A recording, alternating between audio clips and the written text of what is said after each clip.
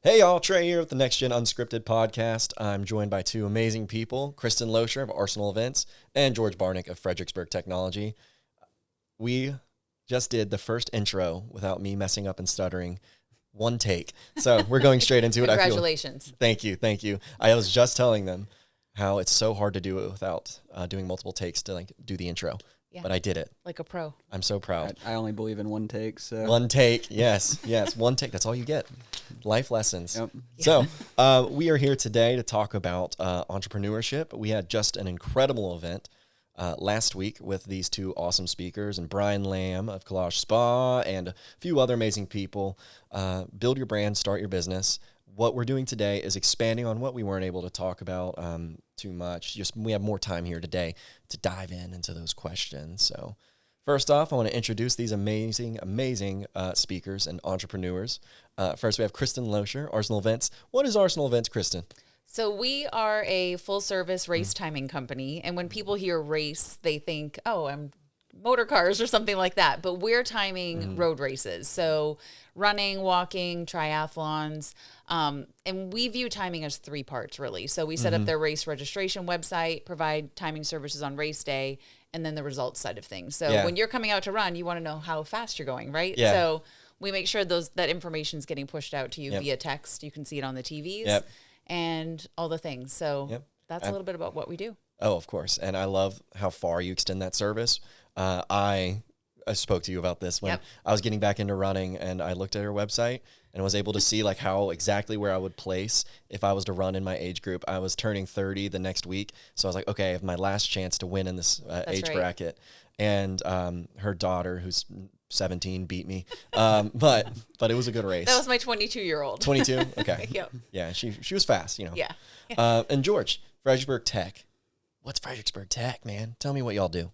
So Fredericksburg Tech is, I'll say it again, full service, because that's the buzzword to use. But we're a managed IT service provider that provides a comprehensive suite of services, whether that's ongoing IT management, cybersecurity, consultative work, IT strategy, and even some more that extends outside of what you get with a remote IT service provider. We do the on-site installations. We do lifecycle management for equipment.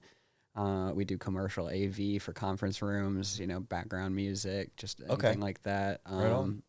Really just the whole comprehensive suite of technology that any business might need, whether that's customer or, office or just administrative stuff, to even some more, niche stuff like Curio Wine Bar, for example, and the database that goes into. Oh, yeah. You helped with their database? Storing, I see you around town data. doing all sorts of small random tech things. That's why I really want to ask the question, because I've seen George fixing a laser on a espresso machine before. And I've also seen George, writing code for a website. And I'm like, so what exactly is it? But yeah, full service.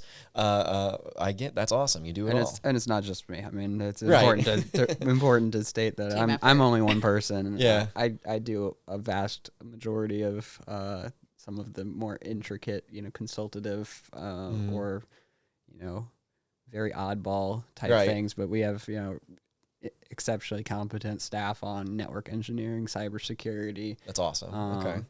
Just IT administration. And, the way we see it is, clients can engage us for ongoing services to basically be your drop-in IT department. So anything that your business might think, if I had an IT department, I would go to them for this. Right.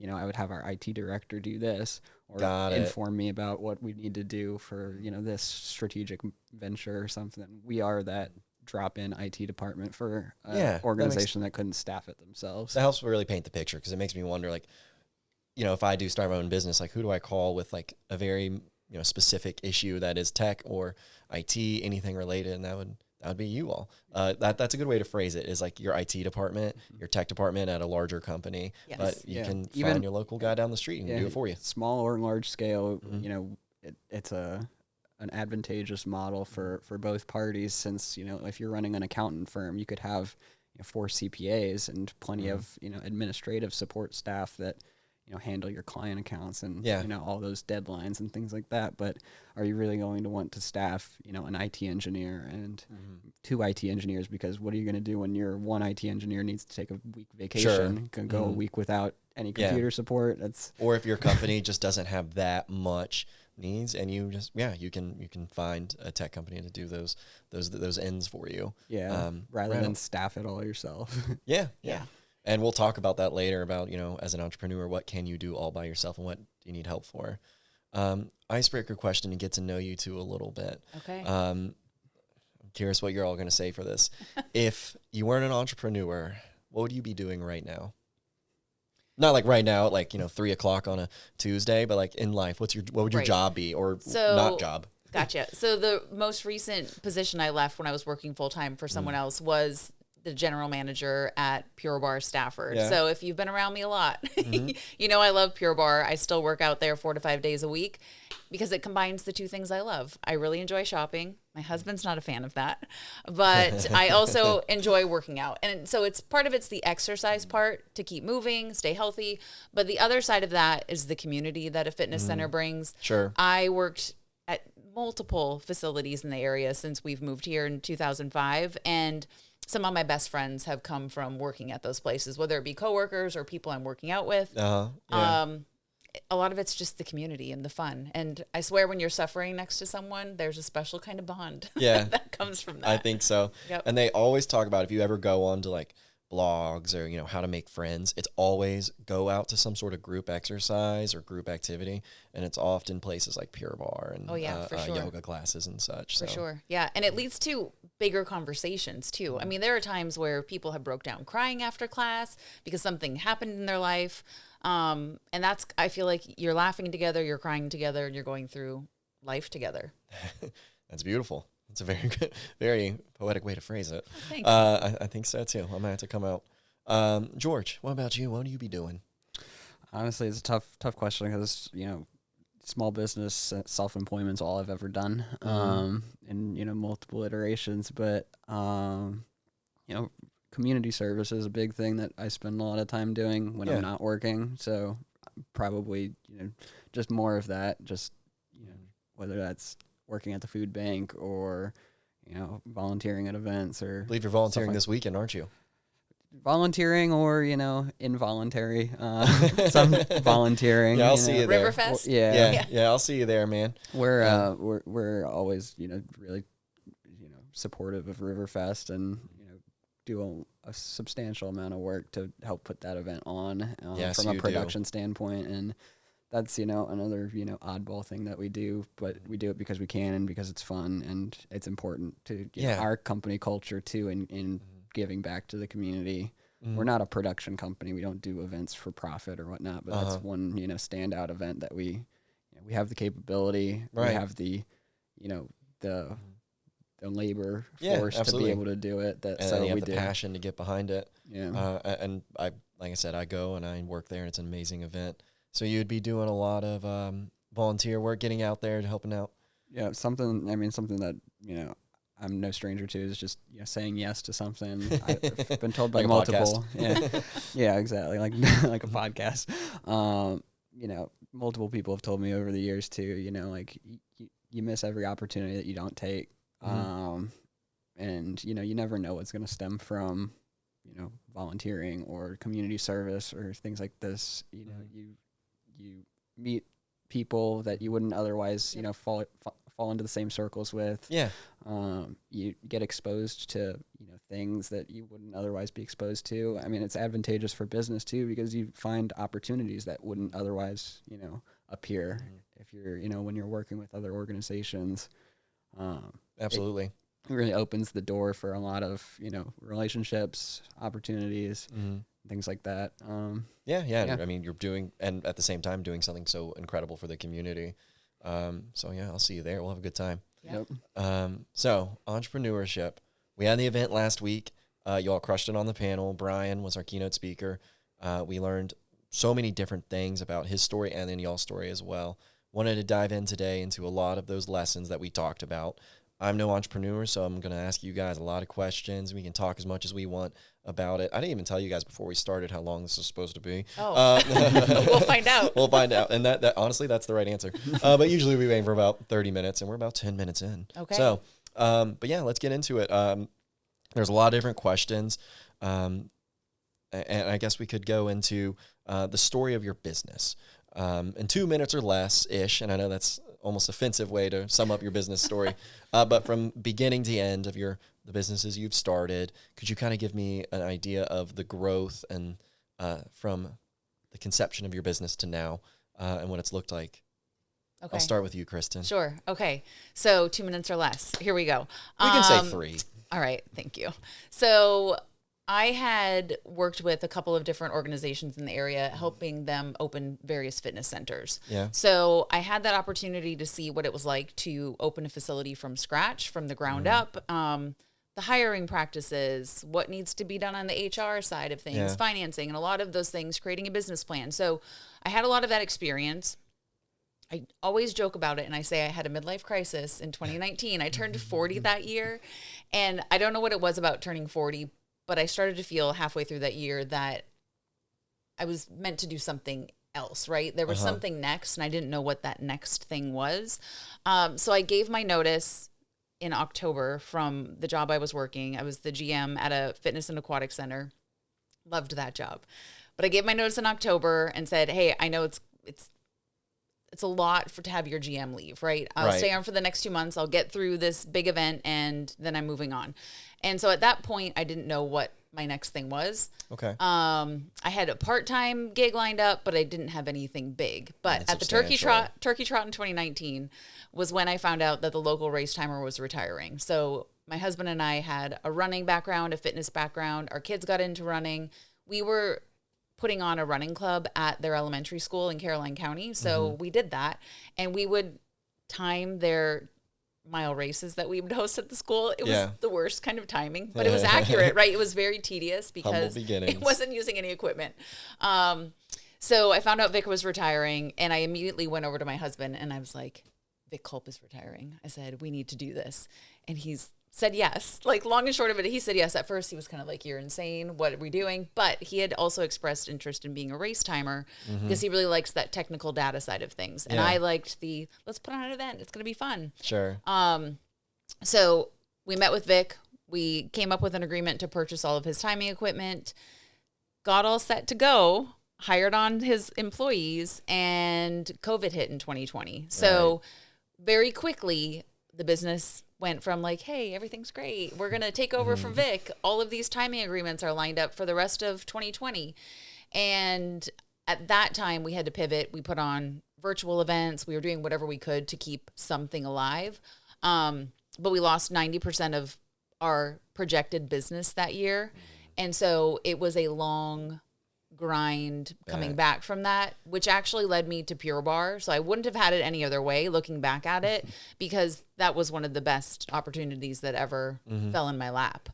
So I did that for a few years before the business really grew. Oh, okay. It grew, and while I was enjoying both things, running the race timing business, working at Pure Barre, we had a lot of family changes happening. My middle child chose a college in Phoenix, and that's really not anywhere near Stafford. Nope. So is that the same child that smoked me at the 5K? No, that's a different one. That's a different child, one. okay. So anyways, it was looking at the family dynamics and family needs. It wasn't going to be doable anymore for me. So I had to give my notice there. But again, like I said, I work out there all the time. Yeah. Pure Barre is like my second family. And yeah, thankfully our business now is doing really well, and it's exciting.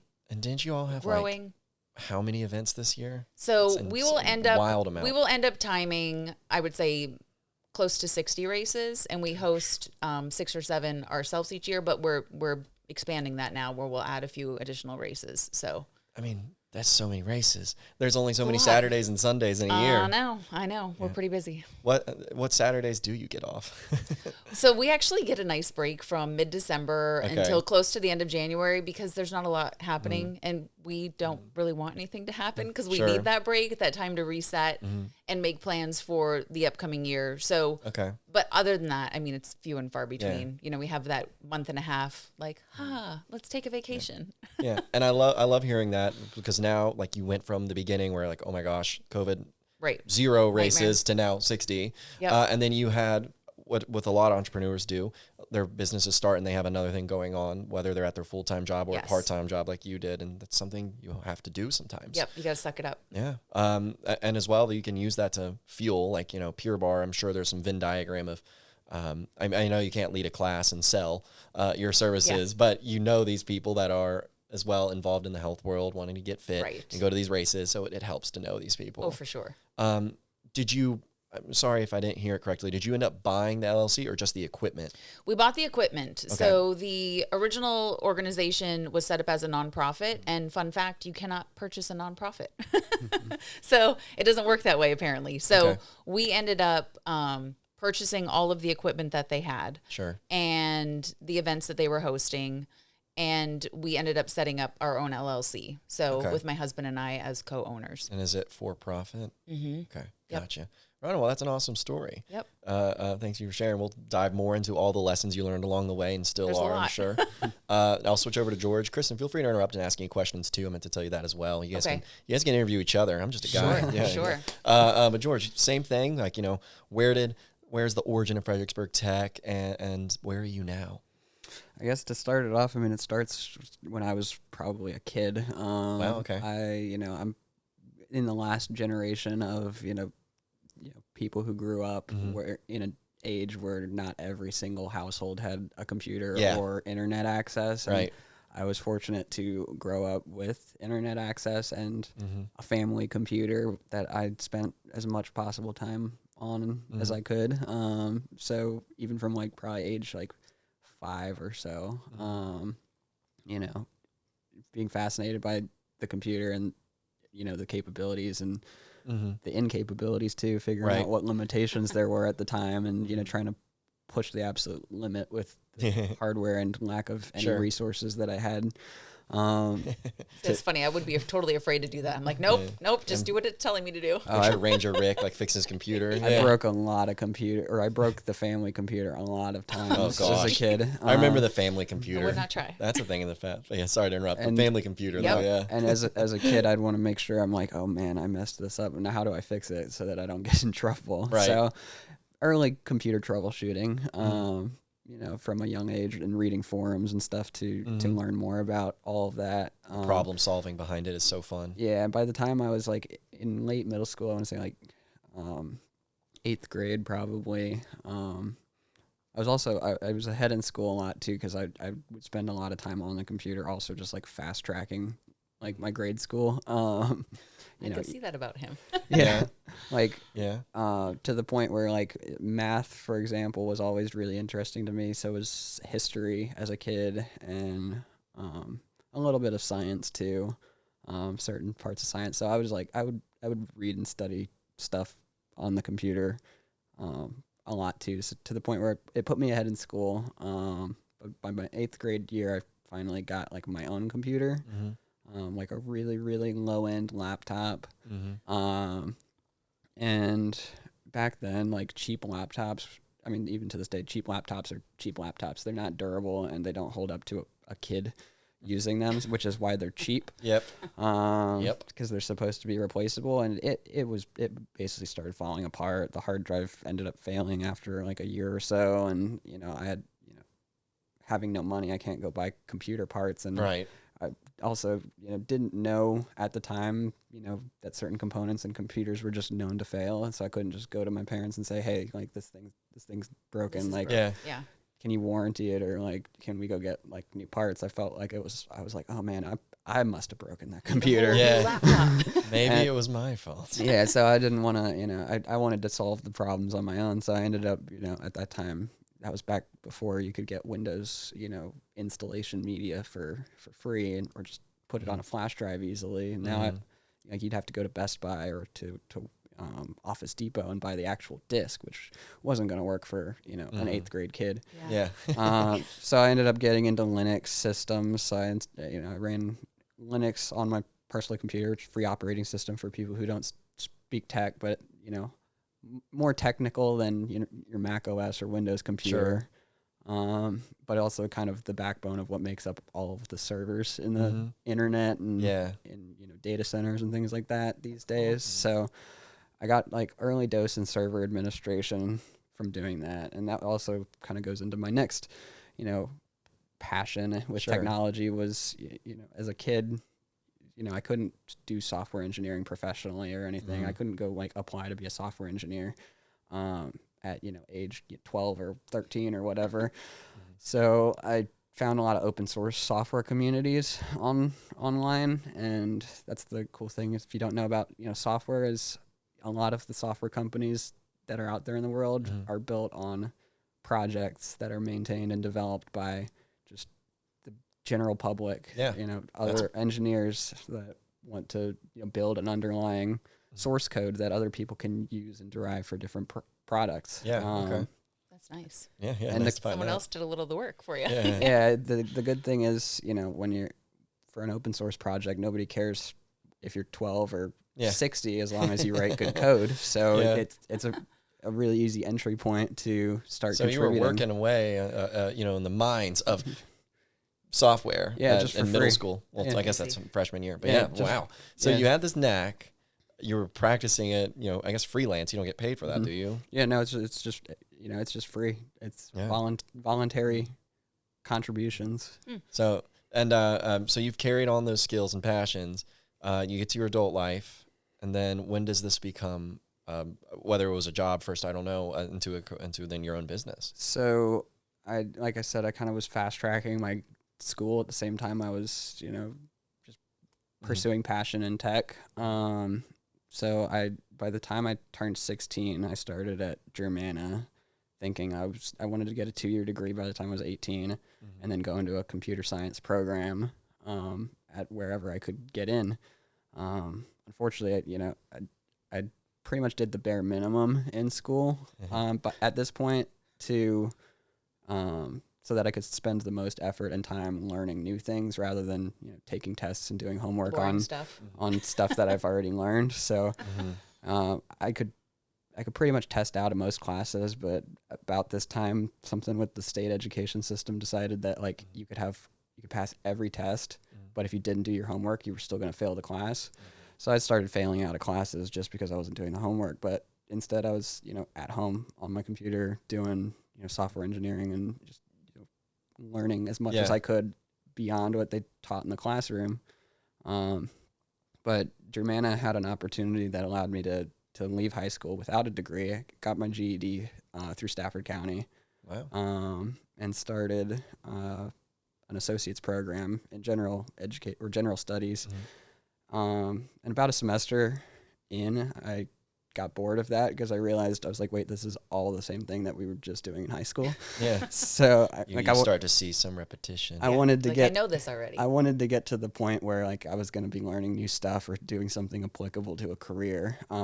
So in that apathetic, you know, mindset of college, while I showed up to community college, you know, whenever I needed to, I was looking for other things to do at the time. And I don't really know how it happened, or what the process was that sparked it in my mind, but I picked up photography as a hobby at the same time and started meeting people that, you know, wanted a photographer, whether that was to take pictures of, you know, headshots or just really, you name it. I never did anything like senior pictures or anything. No weddings or anything. No wedding, no events, things like that. No but wedding. like it's a whole other industry. Like, hang on, my daughter's getting married next year, George. Static subject matter. And the thing that really started it actually was I was you know, a big car guy at the time too, and you know, met all the other car guys at Germana, and I realized that like at the time, people loved to post pictures of their car on Instagram. That is a club there, I've noticed. I remember George's car. Yeah, like that was one of the things when I first met you. I was like, oh, he's a car guy. Yeah, I remember the and I got the Tesla, which is awesome too. Yeah, it's all right. The car photography started as a hobby, but then it ended up turning into the first business that I started, which was a photography-oriented business, but it ended up becoming more so like full suite business to business marketing. I never knew that. Yeah. That was a full-on LLC. Yep, there was a whole LLC to it and everything, and even locally, I spent a lot of time doing photography for automotive shops, like tint shops, wheel shops, customization shops, wrap shops, all that type of stuff. They're all businesses, and they all need marketing content. And I got to a point where I could compose really good, sales-worthy photos of automobiles or anything in the automotive space. So I did a lot of that, networked a lot with the local businesses and doing that, and also did some statewide or like national scale stuff too with like Ford Performance. And wow, that's so cool. I never knew that. Do you still have this LLC operation? No, I dissolved it and kind of sold all the equipment and all the remaining accounts a few years later.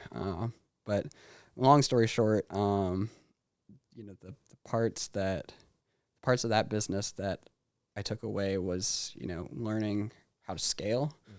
And that's why I got out of it, was I realized I hit a ceiling in that business I can't scale this any further. I can keep my schedule fully booked. Some automotive photographers that I'm still, connected to in professional circles, do scale it by they outsource their editing or they hire editors. Right. But a lot of that stuff is more, you've got a formula, and if you have a formula, you can scale it by showing other people, like, this is how I want you to edit this photo, or this is how I want you to color grade this photo, or these are the deliverables that are expected by the client. But I was more into the whole reason I was doing photography was the creative side of it. Right. And that's you're like, I don't want to give that part up. Exactly. So you can't scale your vision. I've noticed a lot of businesses like that. Where they're scaling, they find out they've hit a ceiling, and then they have to make that decision of, like you had to, do I just keep doing this? Do I hire more people? Right. And you took a different approach, which I guess you're about to talk about is the next step. Yeah, the next big thing. Yeah, I mean, you can break ceilings with scalability if you identify like where you can make changes or change your process. But for me, I just didn't want to do any of that because it wasn't about the volume of work that I was looking to do or like the size of the project or size of the job. It was just the creative aspect and also the relationship building too, like doing repeated work for the same clients and them trusting you to develop like a good, Facebook ad campaign for them, something like good graphics for that, blah, blah, blah. At that point, I ended up, working with a lot of local businesses. And at the same time that I was doing all the photography stuff for them and the social media, I was also seeing a lot of inadequacy in their technology and their computer systems or their online email or things like that. This is in the mid 2010s at this point, and things have come a long way since then. But at the time, there were people that were just using like completely unmanaged computers, not using like work emails. And some people still do. You just use a Gmail account for their whole business, and we don't recommend that. But it is. I know what you mean. You find some wild, I don't know exactly the term, but a large business doing something so clearly, like it doesn't take a tech expert to realize, oh my gosh. Yeah, and it's just they've always done it that way, for example. But because I was seeing that, and because I had a background in playing with computers, tinkering with computers, and even was at the same time still doing a lot of software engineering and development stuff for hobby projects and other online communities I was still active with, I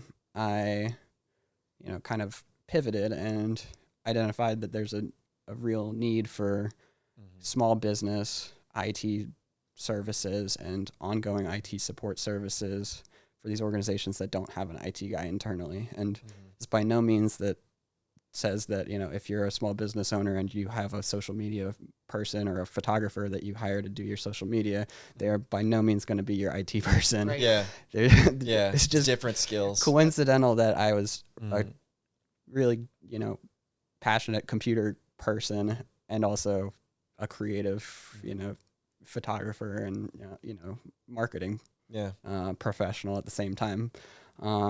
But the small business community was where the parallel came together and created the next business opportunity. So I ended up starting an IT service company. Initially started, just to do, IT services, whether it was, a la carte or, fix a computer, your typical computer shop type, services that you'd expect.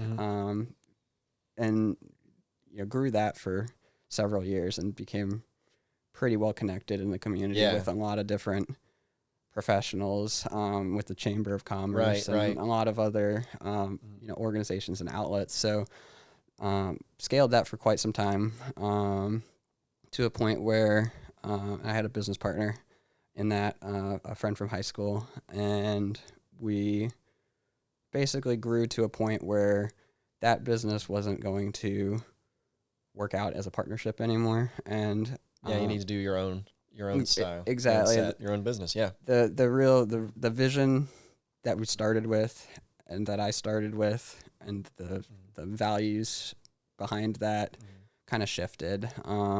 So it's like you said, that was at that point. I don't know if after the few years was a lot of a la carte, and then you started to shift to more of managed IT service. Yeah, and we'd been doing managed IT in the partnership for quite some time, with plenty of clients that still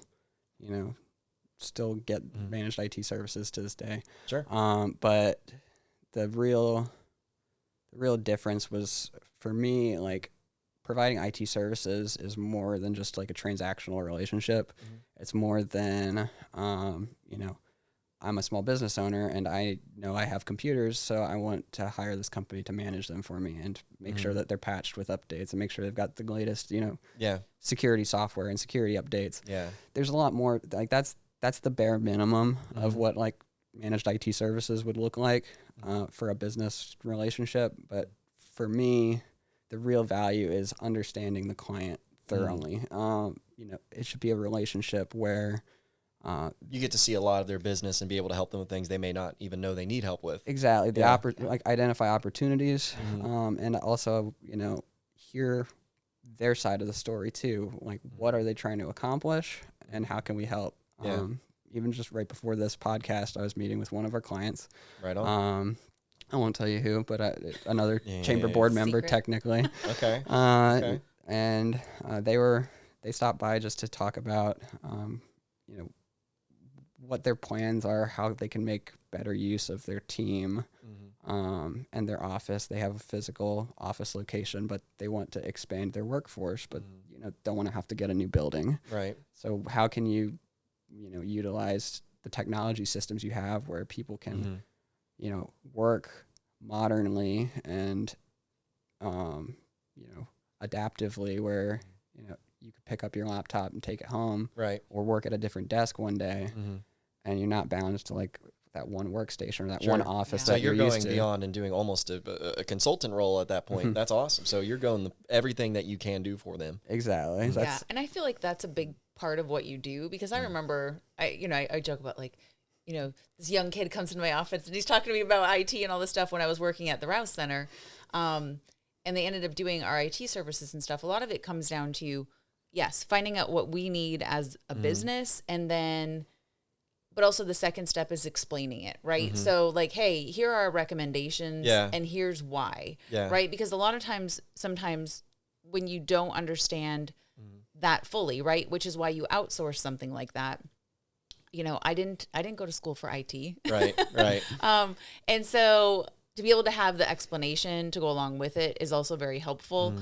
Because sometimes you feel like you're being sold a bunch of services. And you're like, do I really need these services? Do I not? So to be able to have like that second layer or different options too. Because our building was kind of complex, where you have the pool area, right? That area needs Wi-Fi. What kind of equipment can withstand the humidity, the chlorine in the air, and there's different complexities that factors, go to different areas of the building and what works best. And what do you do when you go from your basic membership people, people kind of coming and going throughout the day to, oh, hey, we have 1,000 people in the building and they all want to connect to Wi-Fi right now at the same time. Yeah, that's a huge issue. So it was helpful to be able to have the conversations with George back in the day to be able to give the additional, hey, here's what we think and here's why. That's awesome. And I think that kind of, your perspective on that too, it, falls in line with one of our, core values too, which is trust. Like every business engagement that we get into, every relationship we start with another business owner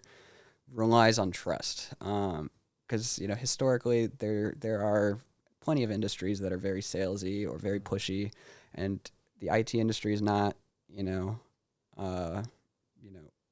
excluded from that either. There's it can happen to everyone, absolutely. There's some computer shops even to this day that, or IT companies, I call them computer shops if they're not providing, the same level of relationship driven experience that we are. But I see other computer shops that, their bread and butter is the margin they make on computer sales or monitor sales. So they walk into a business and they, say, oh, you need like 30 new computers. Upsell this.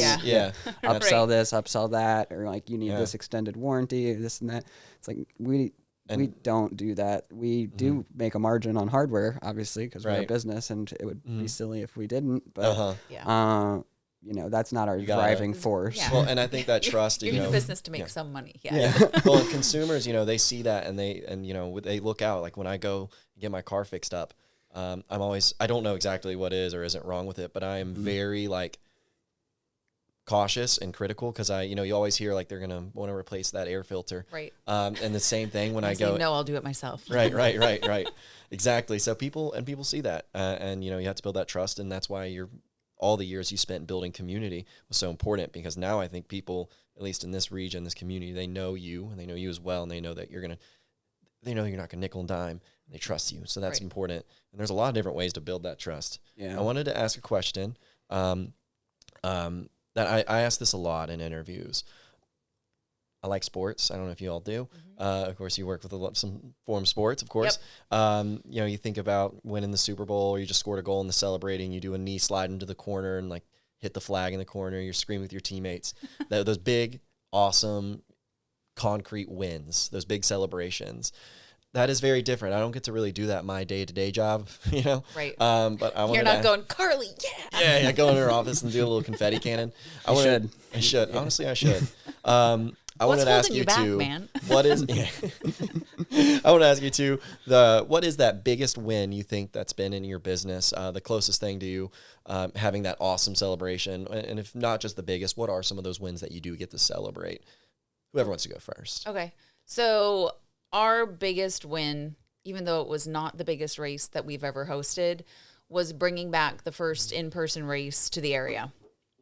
So we, if you remember back in COVID, it was like you were in phase 2, you were in phase 3, you were in all these different categories with what you could and couldn't do at that time.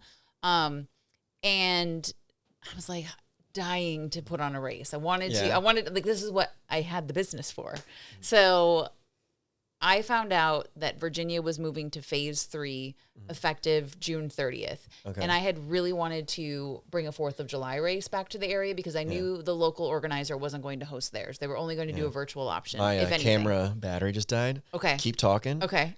George, you're in charge of the interview now. Okay. And I'm gonna watch the re-recording, but the audio is still going. So they're just gonna see what are we gonna put over the screen for the for this interim? I think, this has actually happened before.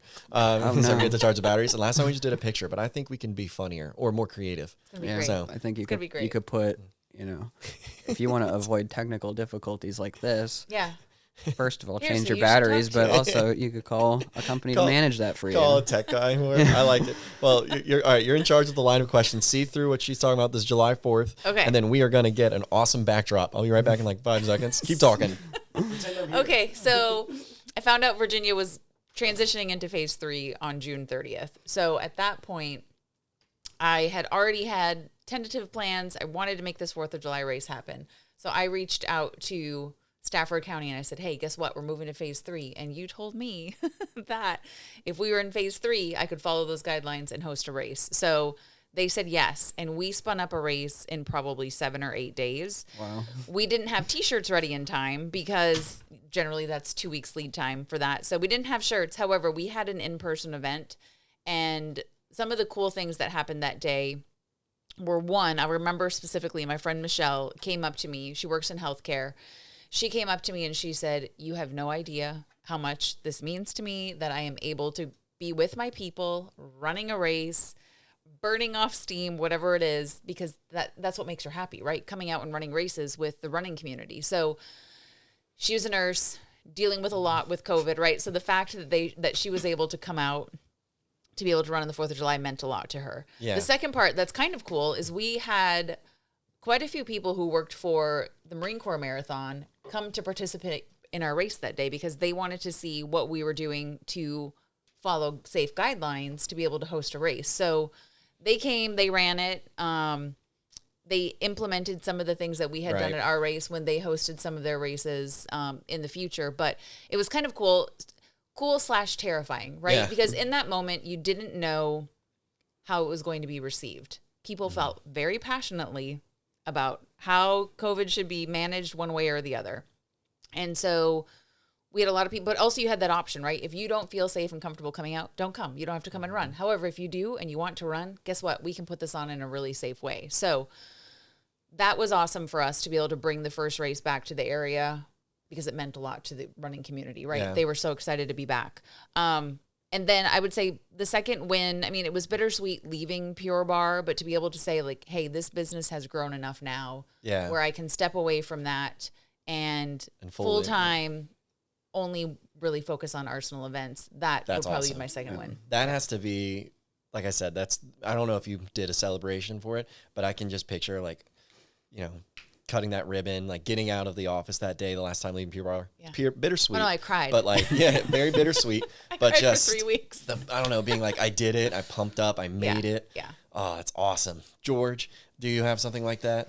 Well, yeah, I guess the day that you finally go all in on a business is always a big win as an entrepreneur. I bet. It's been a while since that for me. But then even starting this business from day one, being fully self-employed, a sole owner operator, at the start was a pretty big win to be able to, sustain that. And, at this point we've scaled immensely. But we don't really have a biggest win as a business. I can't think of, at least. We celebrate a lot of wins. So it all kind of blurs together. That's the great thing about our business model is we do best when our clients do well because of something that we do. Yeah. As a managed IT service provider, the business model is inherently symbiotic.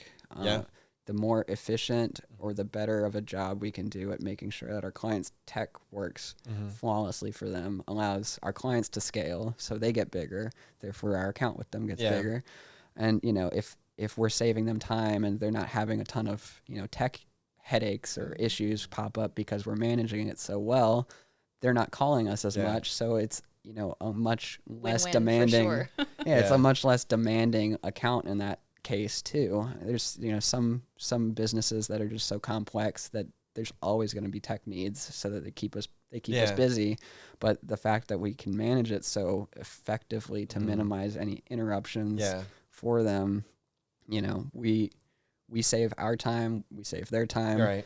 They make more money or save more money, or and we make more money and save more money at the same time. It's truly symbiotic that way. So I love that. Some examples of some like big wins I would say is, nonprofits are a huge sector for us. Sure. Because there's so many amazing organizations in this town that have tons of staff or, tons of caseworkers or, project managers and all sorts of things, constantly working and, performing their missions.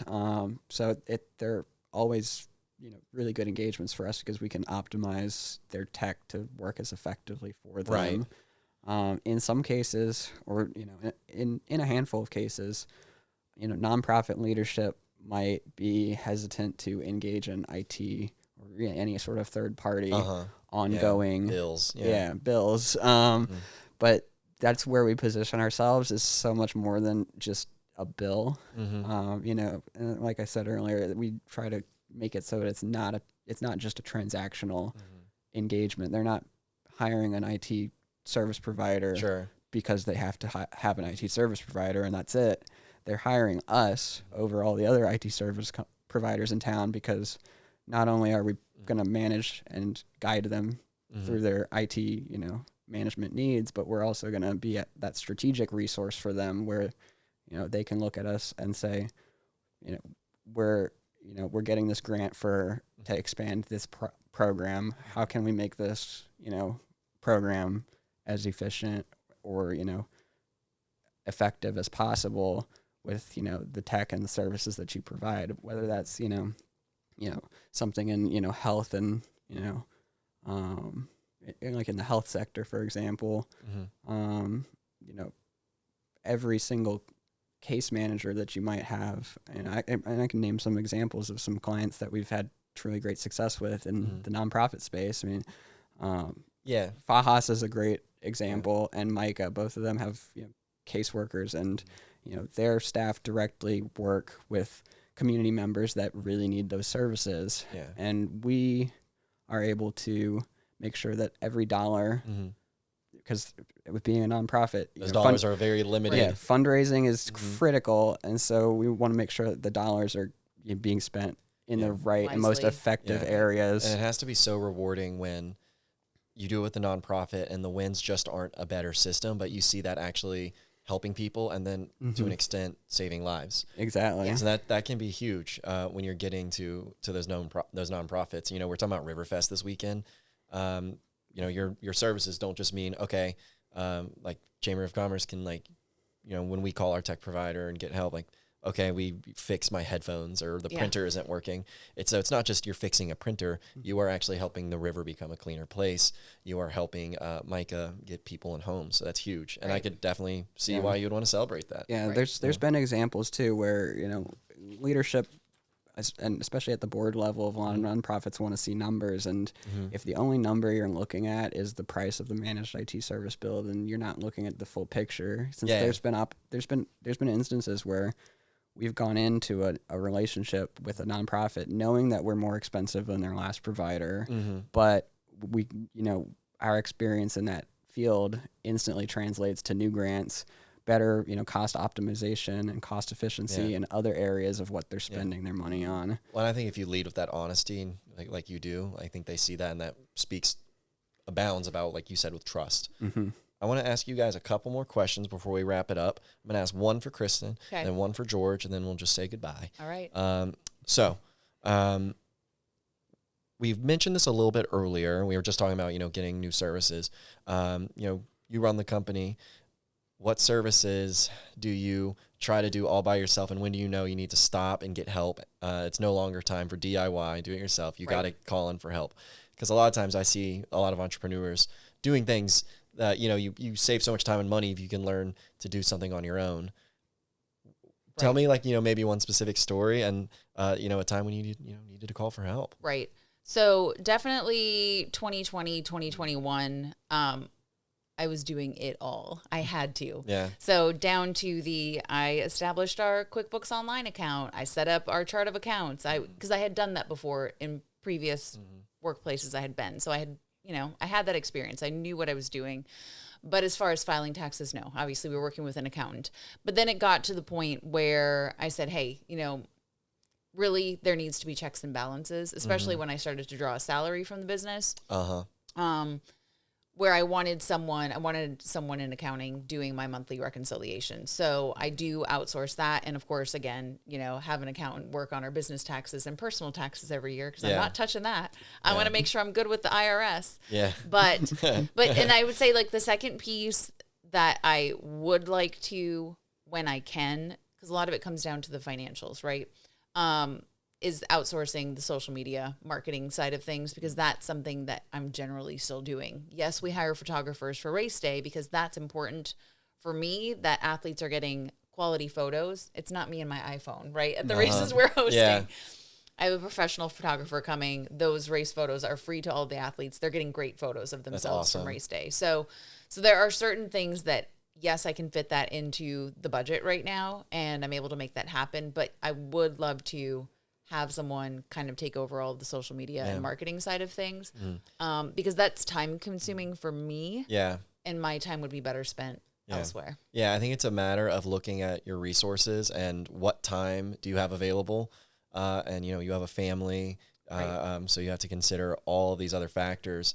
And the time that you have to put towards, the actual operations of what it is that you do. Like, that's an important part too, is if you're a business owner that's caught up doing, nitty gritty stuff like accounting or bookkeeping or, IT management or, troubleshooting printers. Anyone can do a lot of that. Yeah. You as the entrepreneur should be focusing on. They think they can do it, but you should be focusing on, what it is that you actually want to do. Like if you're, an automotive shop, you don't need to be fixing cars. Yeah. Yeah. You should be figuring out how you get more cars and more bays and, scaling growth. That rather than figuring out, why does the router need to be unplugged and replugged every few minutes. Absolutely agree. Yeah. You've got to consider what you're in it for and what you're doing and what you would enjoy doing. And, not everyone at your job, like only you are going to get more people in your business.